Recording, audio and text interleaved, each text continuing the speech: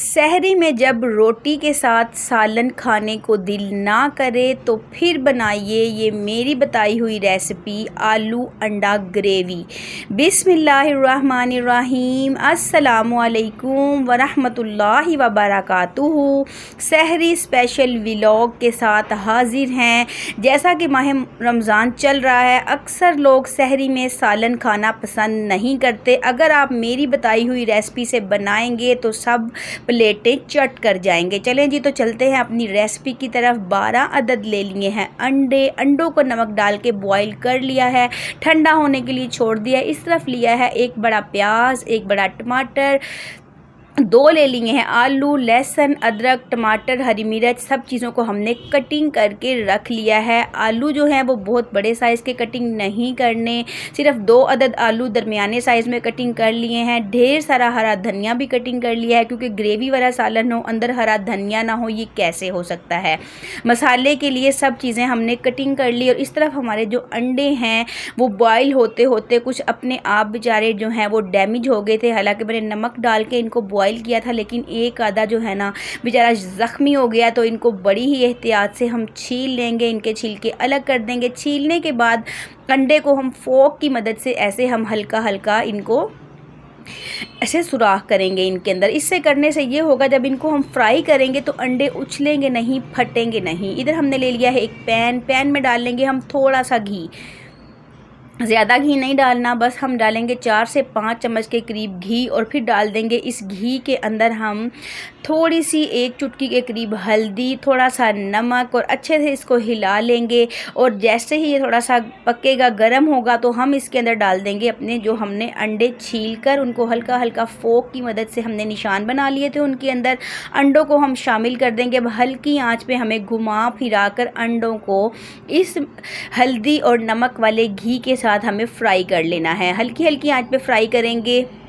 और अंडे जो हैं वो बेहतरीन तरीके से हमारे फ्राई हो गए हैं। इनके ऊपर प्यारा सा गोल्डन सा कलर आ गया है, और प्यारी सी हल्दी की खुशबू के साथ हमारे गोल्डन सुनहरी अंडे तैयार हैं। इस तरफ हमने ले लिया है 1 चम्मच के करीब घी को हम डाल देंगे खुले मुंह के बर्तन में। अब इसके अंदर हम डाल देंगे 1 अदद कटा हुआ प्याज को हमें हल्की हल्की आंच पे गोल्डन ब्राउन होने के लिए छोड़ देना है। दूसरी तरफ हमने ले लिया है मिक्सी का एक जार, उसके अंदर हमने सारे मसाले, टमाटर, हरी मिर्च, लहसुन, अदरक और हल्का सा पानी डाल के उसका एक पेस्ट बना लिया है बारीक सा। इस तरफ हमारी प्याज जो है वो गोल्डन ब्राउन हो गई है। हमने डाल दिया इसके अंदर पेस्ट जो हमने कि अभी तैयार किया था, और साथ में हम डाल देंगे नमक, मिर्च और हल्दी। क्योंकि हम ये सहरी में खाने के लिए बना रहे हैं, इसलिए बहुत ज़्यादा मसाले नहीं डालेंगे।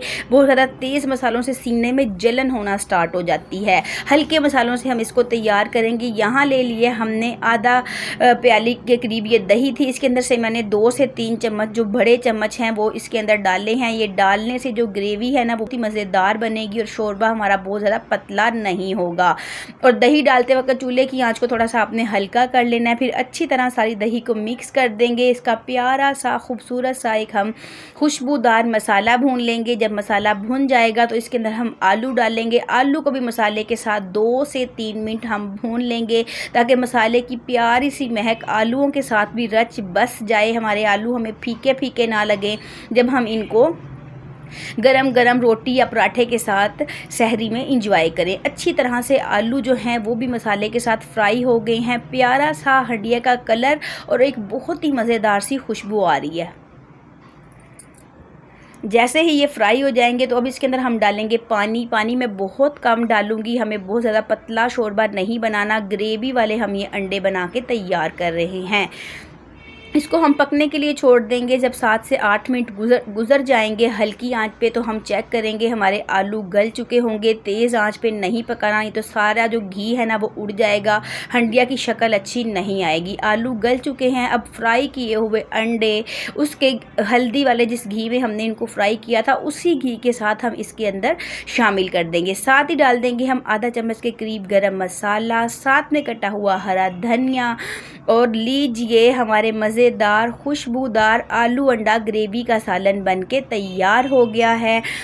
हमारे घर मेहमान आए थे, उनको ये इतना पसंद आया माशाल्लाह माशाल्लाह कि उन्होंने माशाल्लाह पेट भर के खाना खाया और उनको ये डिश बहुत पसंद आई। हमारे सब घर वाले गर्मियों में सर्दियों में ये डिश हमारे घर बहुत ज़्यादा बनाई भी जाती है, खाई भी जाती है। लीजिए फ़ाइनल लुक मज़ेदार खुशबूदार हमारे सालन की। अगर मेरी आपको ये वीडियो अच्छी लगे, सहरी स्पेशल जो मैंने डिश आपके साथ शेयर की आपको अच्छी लगे तो लाइक और शेयर करें। अगर आप चैनल पर नए हैं तो चैनल को सब्सक्राइब भी ज़रूर करें।